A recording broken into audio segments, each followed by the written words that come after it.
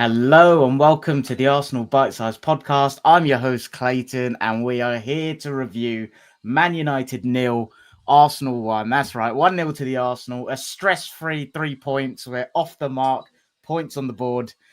To review the game with me is Uncle Mike. How are you feeling this morning? All good up here in Manchester, mate. It was a lovely dog walk this morning. Went full kit wanker.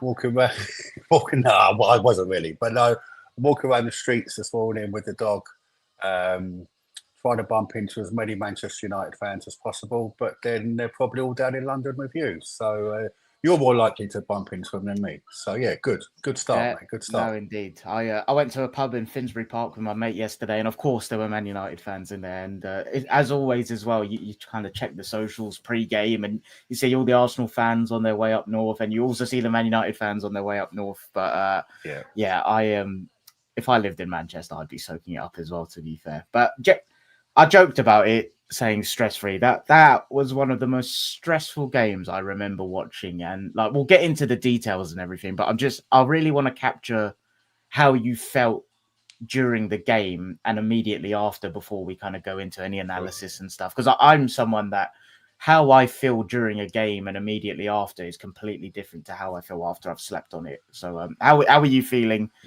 during and after the game yesterday? I developed a coping tactic yesterday, and it really worked, actually. Well, you just didn't watch it? I didn't listen to it. Oh, okay, interesting. So I was adamant after listening to watching the Liverpool game. The commentary is just turning more and more into fan commentary with those two on that channel. So I thought on Sunday, there's no way I want to put myself through that. Anyone but a Scouse or a Mancunian accent, I didn't want to watch anything, especially Neville at Old Trafford. Yeah. You know what he's like. So I'm thinking, right, I want to watch some Arabic channel or anything foreign. Yeah. Yeah. couldn't find one. So I'm okay. like, right. Well, I do. Well, a bit of buffering. So say no more. So I then thought, right, I'm going to listen to Smooth FM. So I've turned the volume. You've got the game on. Yeah, man. So I've got the game on, and I've got Smooth FM, listening to a bit of Barry White, a bit of Zoom, a bit of Sweet Caroline, and it was all good. But then actually, at the point of Bruno getting a free kick, they were playing Sweet Caroline. I'm like, no, I can't be having this. So then I switched over to Radio X, and then Simply Red came on. And I'm like, no, Simply Red, Mick Hucknall, big United fan. I'm like, no, can't be listening to this song.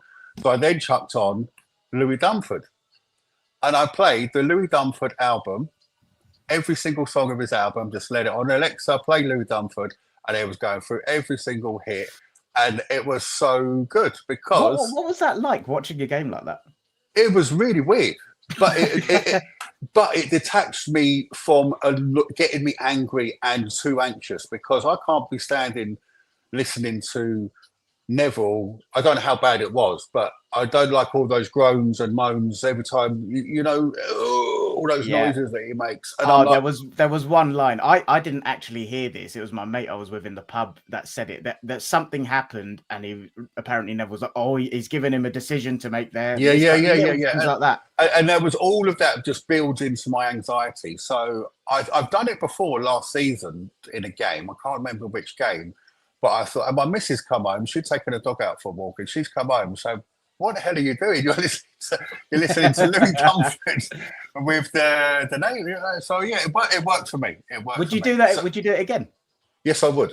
I might try that. That's not a bad because it just, especially in a game that, and it really did help my.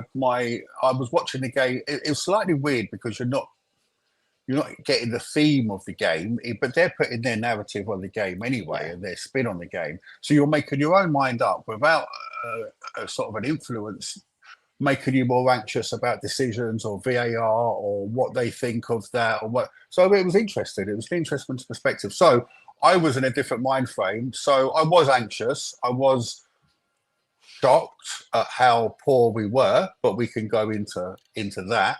But at the end of the day, soon as that final whistle went, mate, the angel's being played. So Yeah. I mean, I'm buzzing. You know what I That's mean? what I was just going to ask. So we'll get into the performance and stuff, but just like a yes no answer to this question: do you care about the performance having got the 3 points? No. Fair play, fair play. At my mate Andrew's in, who I was in the pub with, and I don't know if you saw this comment as you were talking. You were talking about how you were watching the game, relaxing, not relaxing, but listening to the music. And Andrew said you should have seen Clayton in comparison. Mate, I was an absolute mess. I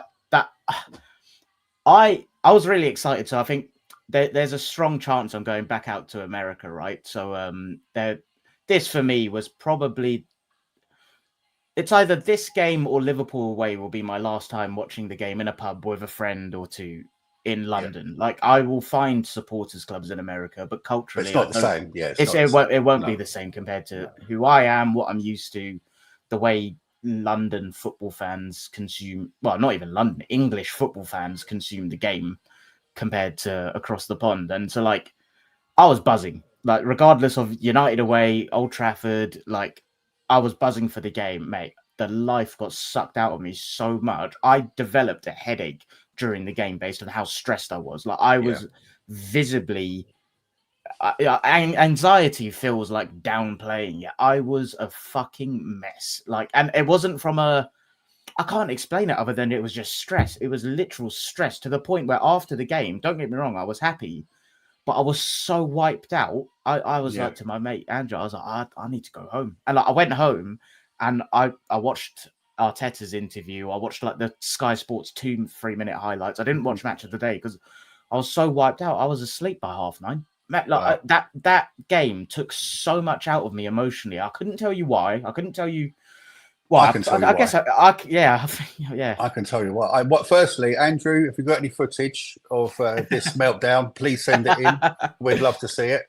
We can get that up on TikTok. And the reason, mate, before the game, I was shit at it, and it was the fear of the consequences of not even of a draw, not losing, but just of a draw, of dropping points. The fear of that, and I think that weighed into your mind, weighed into all of our minds. But that sounds, in the pub in that situation, it's just it was such a big thing on the line. If we'd lost that, then the knives are out, the narratives are out. I mean, I don't know if you noticed it, probably not in the pub, but people may agree with me. Straight off on Super Sunday, 1 o'clock, opening 5 minutes or 15 minutes of the footage or the coverage was whether Arteta should go or not if he doesn't win anything. And that's before the Chelsea Palace game. That saved that conversation. And we know why it drives click. We know why it's rage bait, blah, blah, blah. But they are ready for us. And this game was their primed, ready for all the questions to be fired out. And people aren't going to be happy with that performance. But you've got to put it into context of just how important it was that we didn't lose yesterday. So, yeah. And then that time after, you must have just needed to decompress and just say, I need to sort of process this, because that anxiety was built so high. And we know why, because it's so important. So, yeah. Yeah, and that's the thing. Like, if I could answer the same question I asked you, once full time went, did I give a shit about the performance? Absolutely not. Like, I was happy we won, but I was so drained. Like, you would think I was pissed off, but I was so sapped out. And I think I'm someone that I get so emotionally invested. But in that game, I think there's one thing when I'm emotionally invested and we have the ball a lot of the time that kind of just puts my mind at ease. When we don't have the ball, it's almost like my brain goes to, we are not in control. Therefore, that's something out of our control, which could come back to haunt us. So I think I was constantly on edge for pretty much the whole game, despite us being 1-0 up. And we'll get into it. But I think that's what kind of fed into me. I can't remember the last time I felt that way in terms of mate, we won and I just needed to go to sleep. Like I sound so dramatic, but like that's how I was. Andrew said he didn't get any footage. He was laughing at me a lot though. it really does actually put it into perspective that I had all of those fears, but my levels were like on 2 Yeah, because Yours, because I'm listening. I'm listening. I'm listening. I'm listening to Sade, Smooth Criminal, and all this kind of stuff, man. You know what I mean? I'm having a lovely time, a lovely Sunday afternoon. The song that would have, well, it's not really a song. The tune that would have been most apt based on that performance is, I don't even know the name of it, but you know the cartoon ones when there's lots of stuff going badly and it's just yeah. No, or it's The Only Way Is Up. Wow, I said because that. of the performance. Because of the performance. I said that multiple times during the game, saying second half can't get much worse. And who's that manager? That was it, Mick McCarthy? It can.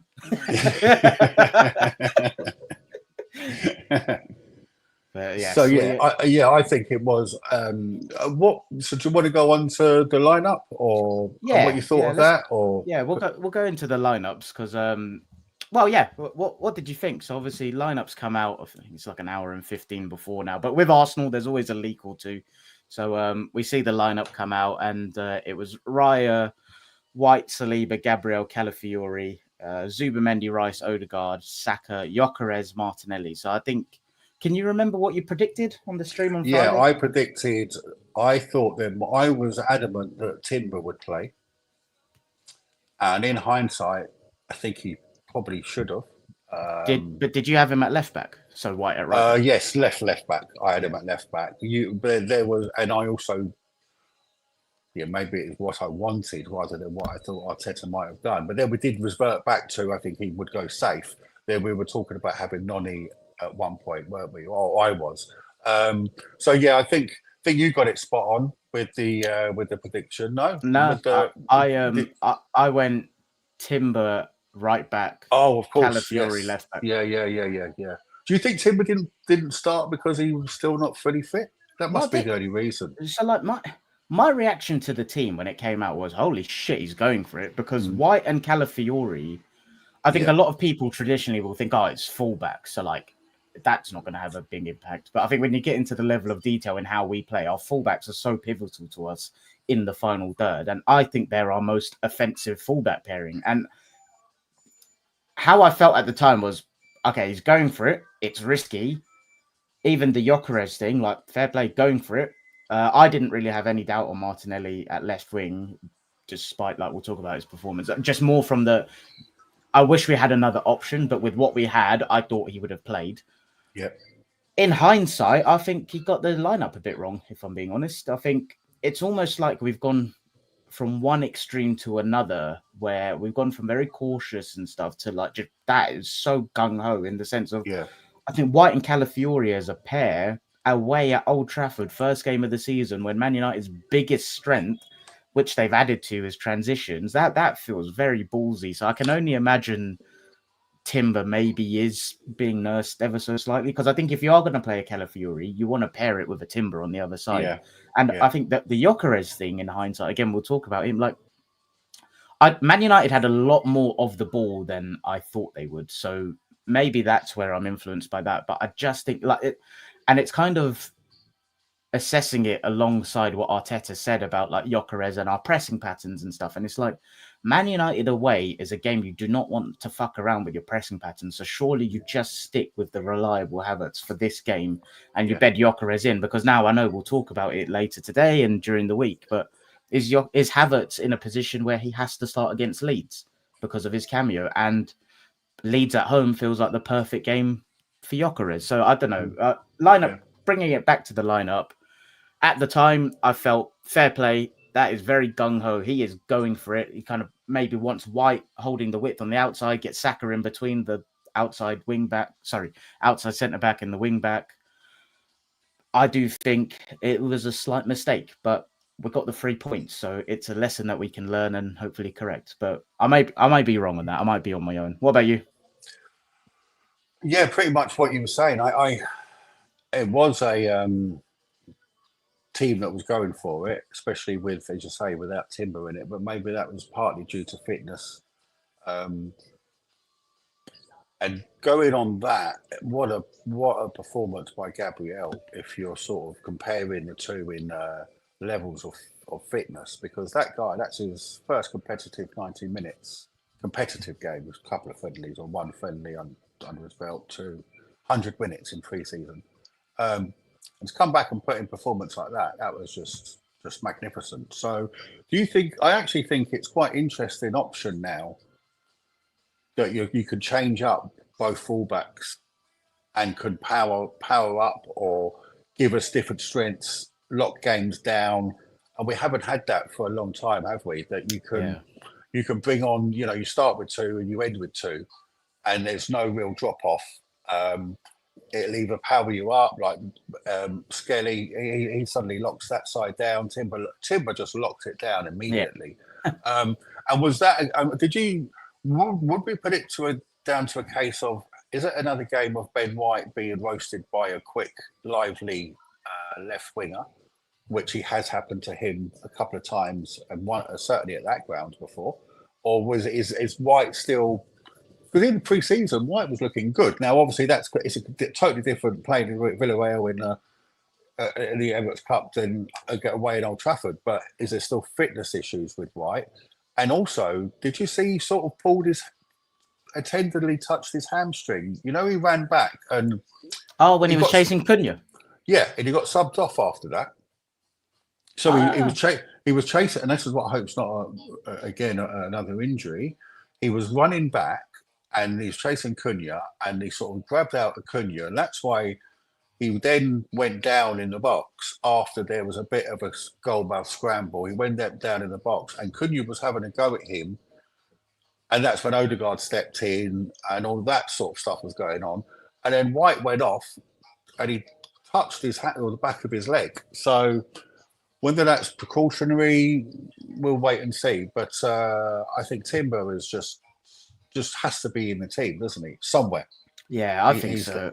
I think because we don't know what their fitness levels are, right? But I just think if we had it, for what it's worth, I know White looked uncomfortable in periods, but I think he was quite front-footed in others. I wouldn't say he got skinned alive at all, personally. No, but it was a battle. It was a battle, wasn't it? It was a good battle. I just think with the lineup we went for, we invited a basketball game.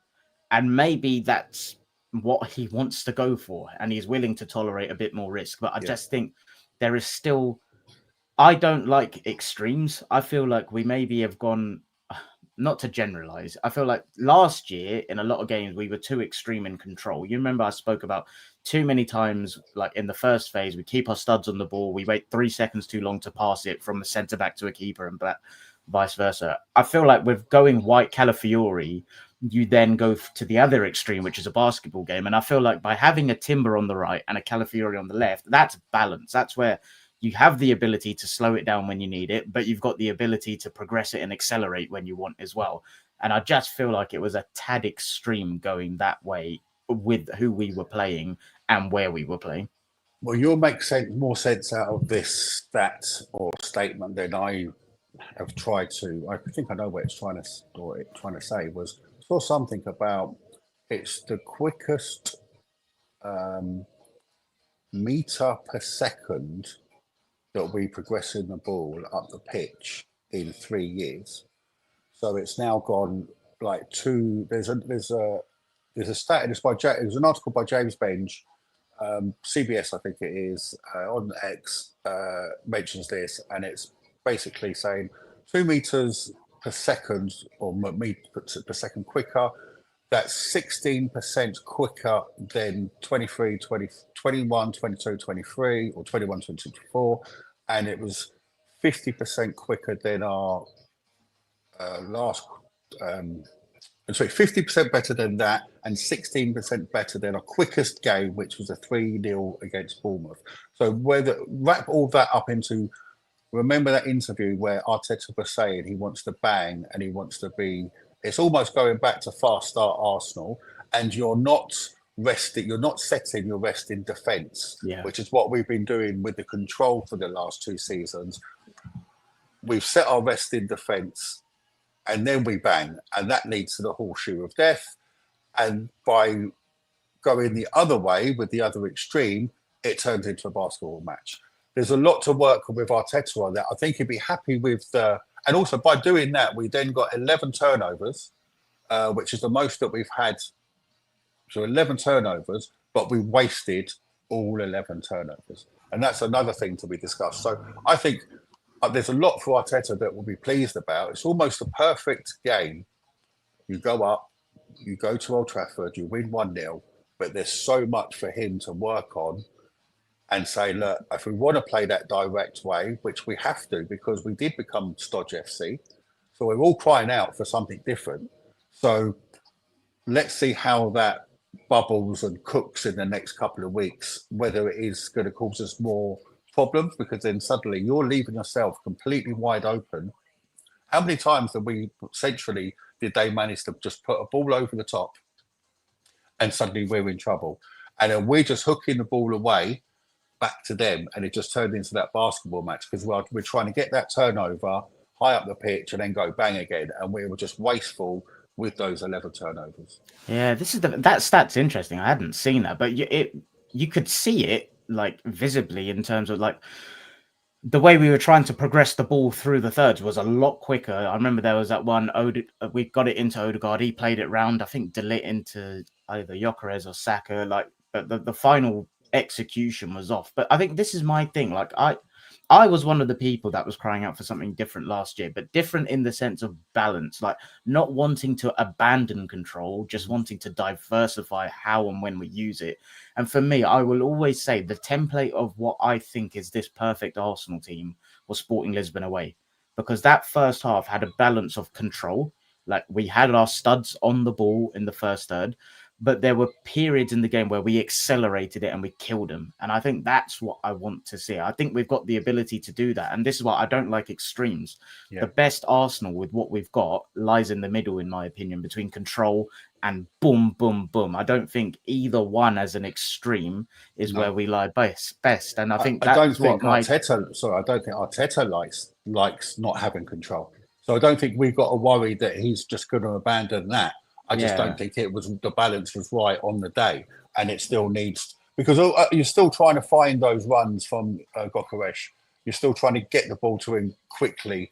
You look at how did you think Zubimendi and Rice played? That was an interesting combination that didn't exactly work yesterday, but I don't think Rice was fully fit. I think it was probably in the top 3 worst Rice games that I've seen. Yep, West Ham last year, and one other. And Rice always gives you a 7 out of 10. You could argue he'd always give you an 8. And that was a poor, on his standards, that was a poor game. Zubimendi is one of those players that he was causing so many turnovers. He's definitely a rewatch player. I then saw a comp from him, on him, and again, and the comp's a comp. But what I noticed was, when players know when another player can play, they don't press them. Mm. He had so much space. Now, whether that's United's midfield structure, we'll go forward and see that in other matches. But I just started noticing it, and every time we got the ball, there wasn't a United player within 5, because he's so smart to dart into that space, get into that space, pop it there. And I think that's going to be an interesting development, is how that can, with Rice next to him on a fully fit, on his day, Declan standard Rice, not 8 out of 10, that control and the directness, that's the balance that Arteta might be looking for. Yeah, and I think this is the thing with, like, I almost don't want to go into individuals, because I think you could tell the whole team is undercooked. Like, and this is why, for me, I think we're going through and analyzing it just because that is what you do the day after, right? And it's not from I don't know about you, I've got no concerns about the next game. I think so. I'm very much like, okay, that was put my hand up, smash and grab. But fuck them. How many times have we been on the receiving end of that? And how many times? Should we just talk about our record there? Yeah, go for it. Well, and this is what I loved about Arteta. Where's that quote? I had it in front of me. He's speaking with a level of arrogance now, and I think he's kind of, because I think he is way too amicable in the press for how he gets treated. And even yesterday, and they treat him like shit anyway, so you might as well just fucking go for it. Yesterday, after the game, 18 years, 22 years at Old Trafford without winning before I came. Now I go into the dressing room, we won, and they're not happy. It's a good sign. And like, I love that that tweak and that level of arrogance with how he's speaking, and rightly so. And you're right. Like I don't care about the performance in an isolated game at Old Trafford when it's the first game of the season. Like Andrew said on Friday's stream, they've got new signings. There's a general feel-good factor about them. Very optimistic fan base. Get in there, get 3 points, and fuck off. There will be a lot of teams in the top half of the table that go there and don't come out with 3 points this season. Do you know how many times Klopp beat United at Old Trafford? Nope. In 10 years. Twice. Really? And we've done Arteta's done it 3 times, I think. 3 times. Yeah. So our record there, I believe, I saw something, and I was trying to work out the maths. I saw something last night, and it was 6 wins in 34 visits, right? And then I saw another thing. So we won, and these were all 1-0 wins, right? 1985, 1990, 1998, 2002, 2004, 2006, then 2019 or 20, and then 24, and then yesterday. So that's 6 or 7 times in 40 years. The last time we scored one by more than 2 goals was 1979. So that is how mental our record, or how poor our record is there. So any Arsenal fan who's not happy with that yesterday, and there are some and that's their right. You know, we can all be concerned about the performance, but don't get me wrong. If we perform like that against Leeds, I think we're having a very different conversation next week. Definitely. And if we're, you know, I've already seen Liverpool fans, good luck to them, and United fans and all the other fan bases, based on that performance, Arsenal aren't winning the league. Yeah, but it's funny. But it's so funny how you can spin that. Whereas what was our downfall last year? 14 draws. Yeah. That could have easily been a draw yesterday. And I actually think, I'll ask you, at half-time, would you have, the way that we were performing, we've always said that you can normally tell within 5 minutes how our team plays. Right? And I could tell within 5 minutes. I was like, we have not turned up today. So there you go. So at half-time, with your anxiety levels through the roof, and you're trying to get a geezer to give you a vape, even though you don't vape, right? Would you have taken a draw? No. And I'll tell you for why. Interesting. Because, and this is where I was wrong, I am very much a believer in Arteta's ability to see what's going wrong and fix it and solve it. Okay. At 70 minutes. That's where I went. Yes. Sorry. Because where I saw we hadn't sorted it, I was like, oh shit, we might be in danger today. Yeah. But at halftime, no, just because I thought we would have sorted it out. But this is where, like, again, coming back to individual performances, this is based on my own experience when I play. When I'm unfit, I'm technically pretty good at football, but when I'm unfit, my technical levels drop. And like the thing that was off with us yesterday, in my opinion, was our technical levels. I think the spacing, the positioning was all ideally okay where they wanted to be and stuff, but like everything was, a pass was under hit, a pass was over hit. Like Raya dallying on the ball where I think it was Cunha pressed him, someone selling someone short with a puck, like that to me is just lack of match sharpness in my opinion. And like that's what I almost think that will improve. That's okay. I think the thing I speak about when like the extremes, like yesterday in my opinion was a game where there were periods where we needed to put our studs on the ball, and you didn't need to force it and aggressively go for it as much. So that's all. But in terms of the individual performances, I think so many of that is, like you say, new relationships in the middle of the park, new relationships at the top of the park, where you spoke about trying to find the new man's runs and stuff. But I think a lot of it, in my opinion, came down to poor technical levels, which I put down to match sharpness. Now you could argue, why were Man United not technically awful? So maybe adrenaline of 70,000 Manx in the ground gives them that, Homer. Don't want to talk about it too much. Do want to skirt over the referee's performance with the Saliba penalty, the goal, and the general performance of trying to let the game flow but not putting up for fouls. I don't want to make this pod about him. We don't want to be that guy. No, I do. But I do think for yesterday's performance, he's a conversation worth having. Sorry, I know Andrew was fuming with him. But what did you think? Because you wouldn't have had the input of the commentary. So based on your which own... is, but I could still see what I see. And I mean, I'm glad, but that again would have enraged me even more if they were just writing things off. Now, I actually, again, don't want to be moaning about it, but we've got to talk about poor performances and poor performances. So, firstly, their goal. I don't know why they're crying. Our goal. I don't know why they're crying about the keeper. It's hysterical on how they're crying about dark arts Arsenal. This is a foul. That's a foul. I actually had a bit of time last night. Took some steals, put a few arrows in, and there's the group picture. And there's a United player holding here. Zubimendi's being held here. He's being held here. He's being held here. Mount's put his arm round Saliba. And Saliba, yes, he's back, but Mount's backing into Saliba, who then backs into the goalkeeper. It's weak goalkeeping.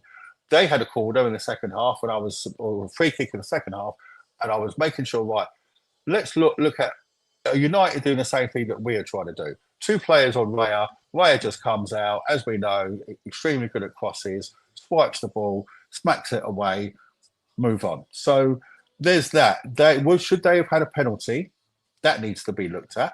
Go on. What do you mean the one at the end, the Saliba? Yes, Saliba one. Oh, what do you think? I think, again, watching it with no commentary, so I didn't hear the hysteria and the crowd and Neville probably pleading for one. I will just go on this.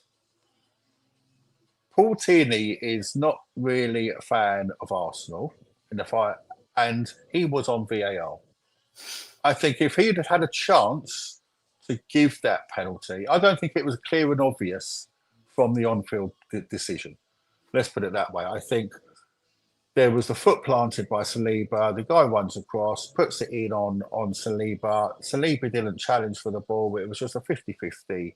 You can see him being given, especially at Old Trafford. Yeah, I was actually probably more shocked that it wasn't given. I think in real time, I was shocked it wasn't just because of where we were and last minute, and and also on the back of the way that I just, you can go through the ref's performance and say it just seemed every 50-50 ball they were strong. They won a lot of duels, but we just seemed to be.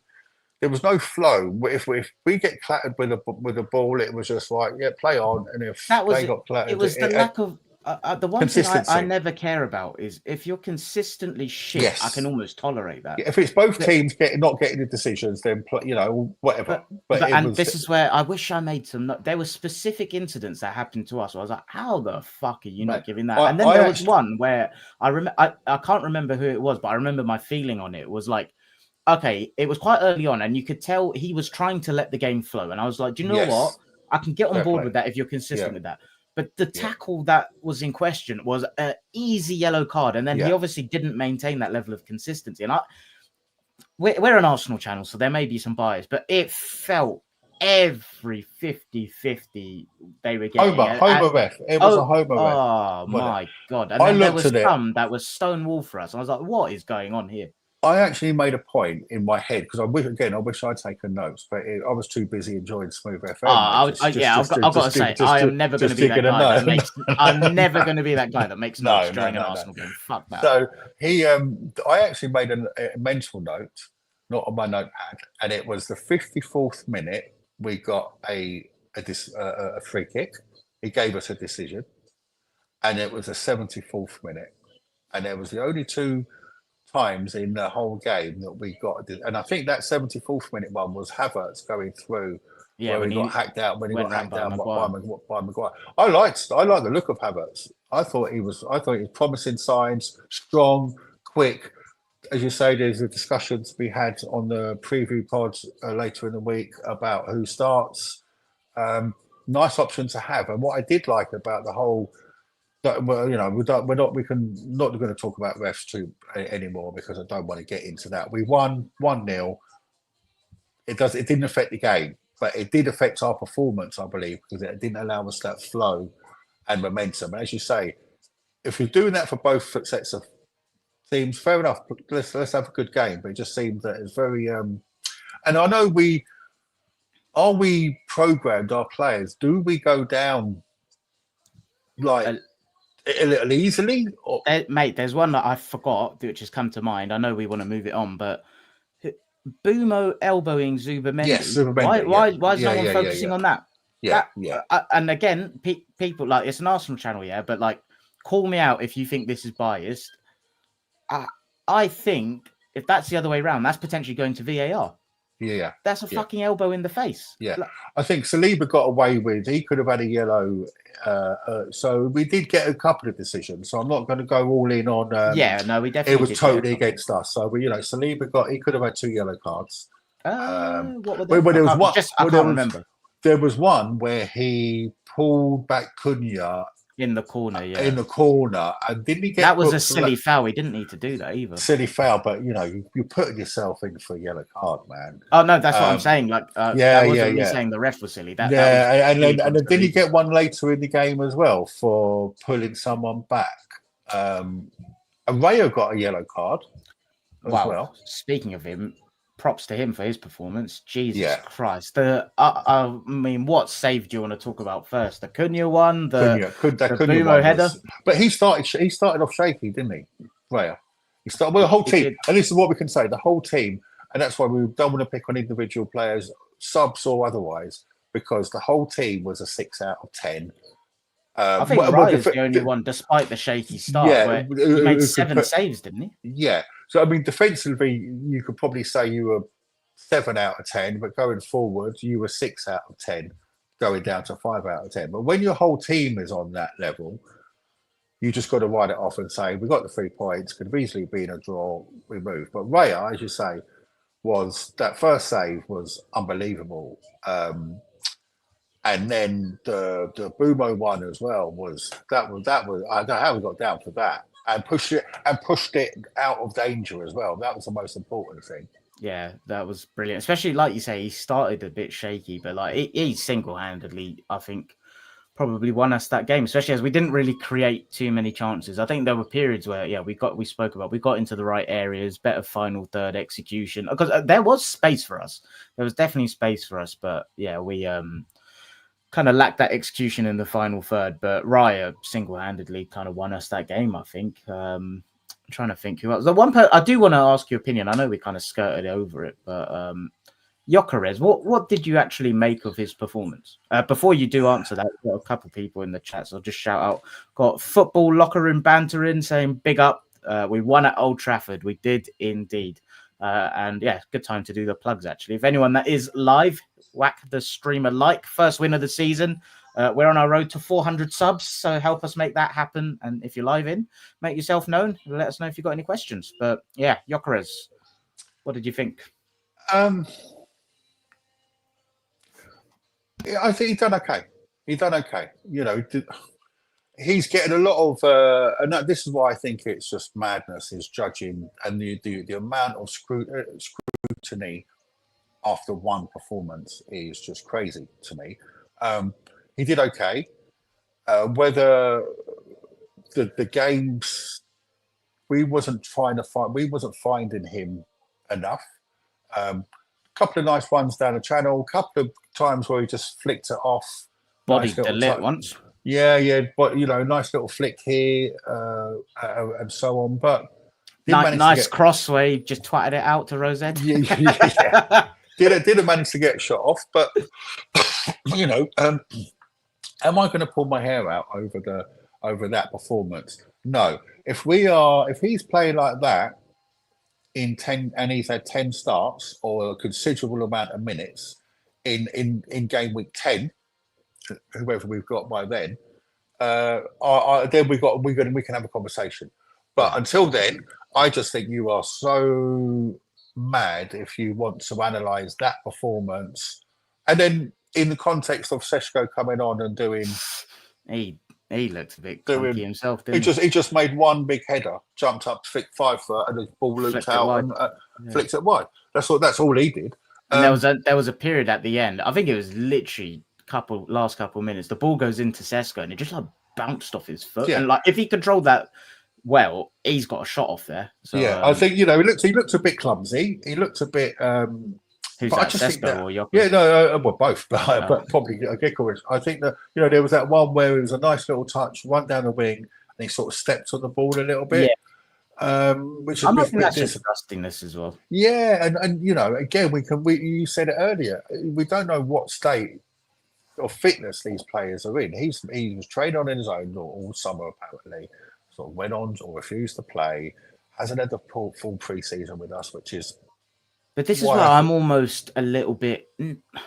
I think Arteta may have got this slightly wrong, just in the sense of if I could go big picture thinking for a second, I want Havertz in games where we don't have the ball. I want Gyökeres in games where we do. As simple as that. Now, the team Arteta picked kind of insinuates to me he thought we would have more than 50% of the ball. I would argue that's kind of naive. I don't think we ever really go to Old Trafford and dominate the ball so much. There's periods where we do, but first game of the season, I think he got that wrong. I think this was an off-the-ball game. I don't want Viktor Gyökeres being an off-the-ball striker for us. No. I want him being a killer in the box, running the channels as and when needed. I don't want him being a defender from the front like Havertz is. So this is where I think the manager almost got that wrong. Don't get me wrong. When I saw him in the lineup, I was buzzing. I was like, okay, we get to see it. Like, and it's just the kick shiny new hard. toy. Like it's our number 9 away at Old Trafford. But you want to see the shiny. You want to see the shiny new toy as well. But you were convinced. Like we spoke about it on the preview. We both thought like a couple of weeks ago, or probably all since he signed, that Havertz would start game week. Would start. I think if he didn't have that little knock 10 days ago or so, he would have. Possible, maybe. But so it's one to watch. One, reserve any judgment. Don't from people out there, and just see how it goes. If we would you, what? I mean, he was playing. I mean, De Ligt played well against them. To be fair, it was a battle. It gives us that focus. He makes runs that he continues to make runs. So it is an exit ball.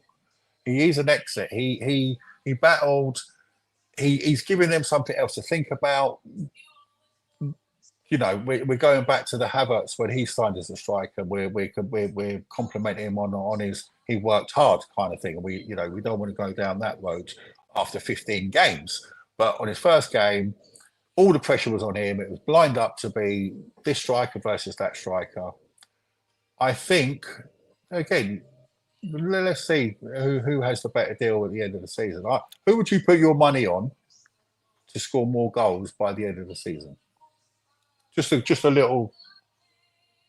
I think it will be close. To be fair, I do think Sesko will do well, and I do think Havertz will play more than people think as well. I do think Gyökeres, but I don't think there'll be loads. What's your expectations for him? How many goals expected? Do you think for Gyökeres? Yeah. How many are you going to be happy with? I almost don't care. Like, I think he just. I've never been one of these people that's like 15 goals from one player wins us the league. I think he's another tool in our toolbox that will help us win a game of football. I think he's good enough that if he starts 20 to 25 games, he'll score 14 to 19 goals, which I think will be good enough. I think he's also capable of doing more than that.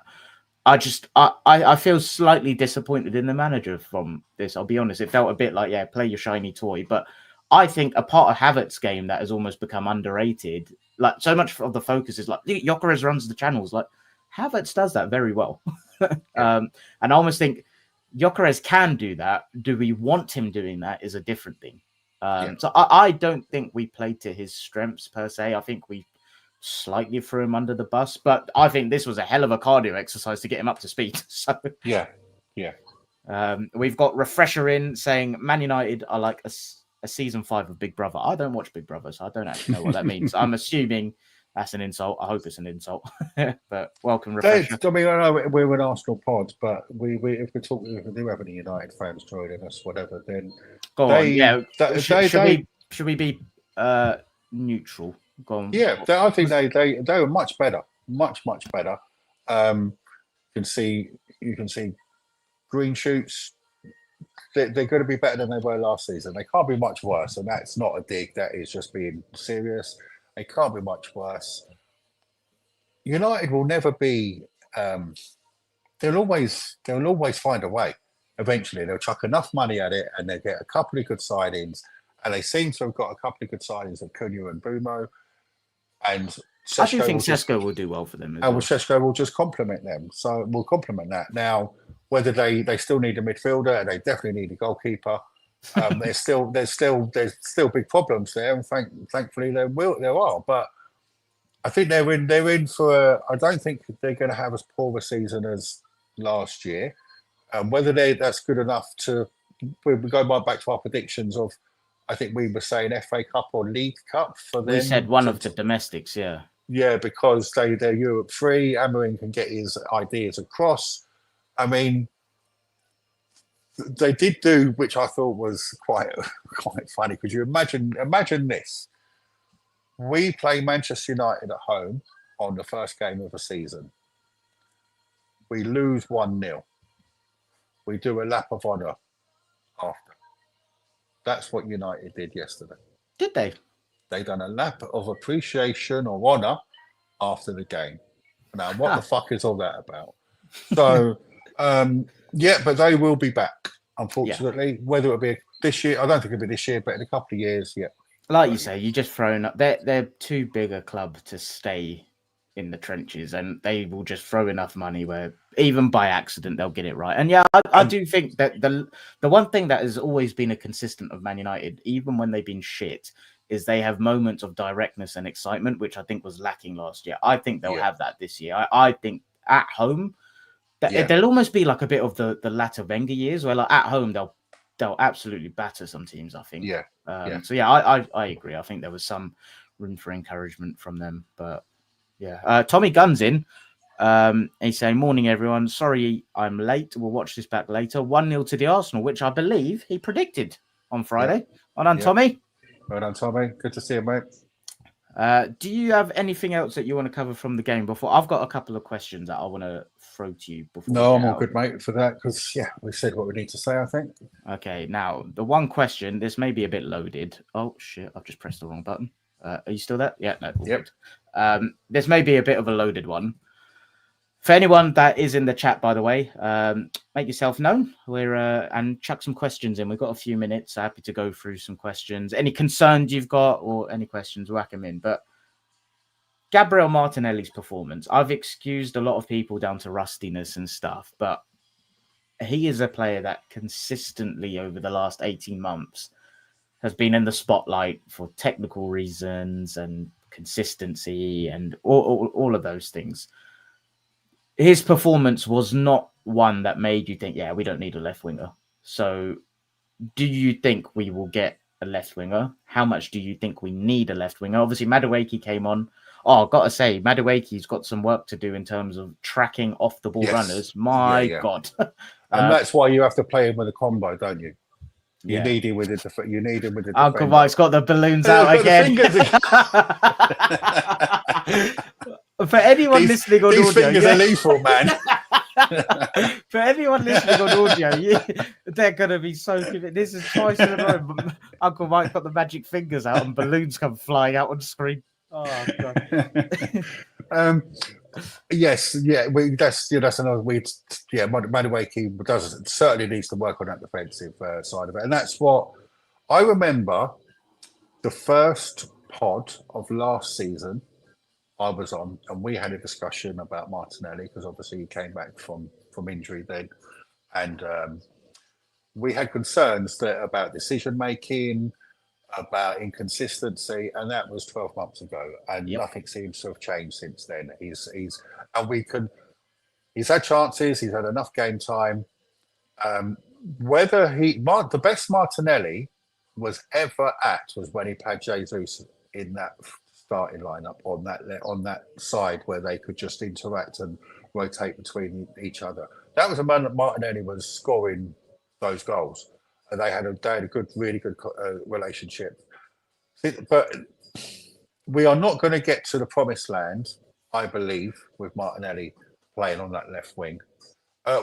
If you've got someone else like Rodrigo or whoever, I don't know. There's names out there, but for me, it was frustrating watching Chelsea Palace just before our game, watching Eze doing his thing off the left, and thinking, mate, that we have. If we want him, we get him.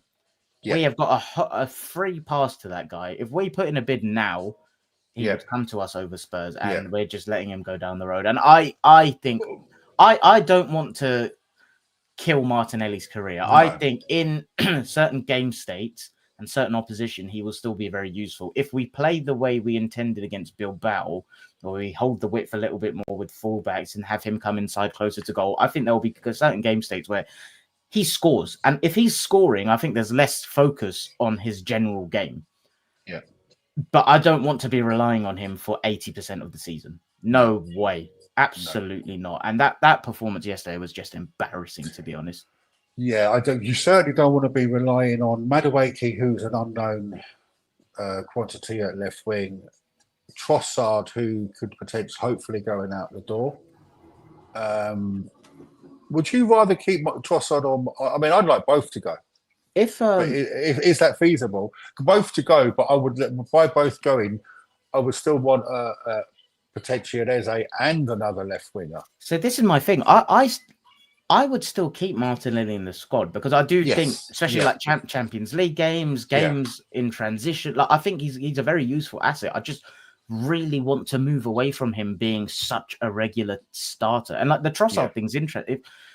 I don't know how old Trossard is, but like he would be the perfect like 7th, 8th attacker. And I get that's a big luxury, like just because he will contribute output despite his general performance being inconsistent. But unfortunately, that is hoarding. And you do need to, apparently we need to raise funds. Other people say we don't. So I don't know. All I know for sure is, like you say, we've been speaking about this position for 12 months. It is a clear area that needs to be upgraded upon. And I will be very frustrated if we don't. Like you say, Madueke is an unknown. I do think we will see him used there. I'm not taking anything away from Madueke's performance other than I saw off the ball stuff like, wow, this guy ball watches a hell of a lot. But on the ball, I don't think I saw enough to be able to take anything away. But yeah, on Martinelli, I just think it was another performance that confirmed to me we have to get something better and different. We have to. It's quite sad to see because you're seeing a player play almost with the weight of the world on his shoulders, and whether his confidence is gone.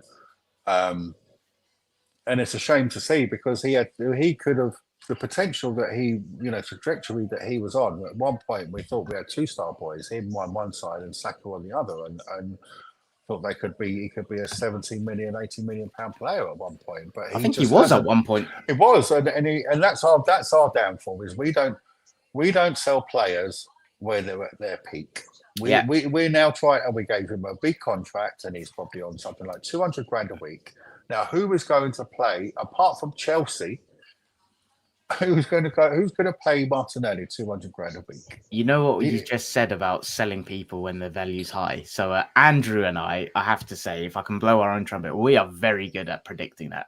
We have said names that we've got right 12, 18 months in advance. And we said one yesterday that is going to upset a lot of people that I'm not going to mention on a pod that we think could be one that gets sold next Kai Havertz.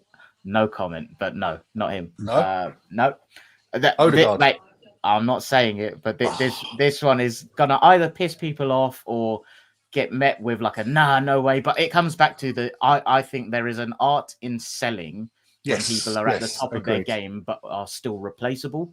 And I think that's an area that we really need to get better at. Third guess. Eh? I got a third guess. Okay. Gabriel. Nope. Oh, okay. But we will leave it there. Is there anything else you want to get off your chest or bring to the table before we get out of here? Just want to reiterate how important that start was. That win. That it quietens the noise.